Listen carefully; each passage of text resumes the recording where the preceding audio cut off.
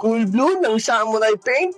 Gusto niyo bang matutunan kung paano yan ma-achieve mga kasamurayan? Una natin gagawin ay lilihain natin siya ng 150 grit at 800 grit na liha para kuminis ang ating pipil.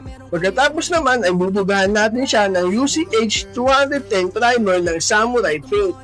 Ang pangalawa naman natin ibubuga ang UC 1002 ng UC fluorescent white ng samurai paint. At ang ikatlo natin ilalagay ang ating top color mga kasamurayan, ang cool blue ng samurai paint. Layer by layer lang ang pag-apply natin mga kasamurayan na may interval na 15 minutes kada isang layer. Kung hindi natin i-apply ang K1K Clear ng samurai paint mga kasamurayan, ganun din ang ating pag-apply dyan mga kasamurayan, layer by layer pa rin. At ito na nga ang maangas na resulta ng ating cool blue ng samurai paint mga kasamurayan. Swabe yung buga, hinahanap mo na kulay makukuha talaga. Samurai paint. Kumikina sa mata, merong kalidad na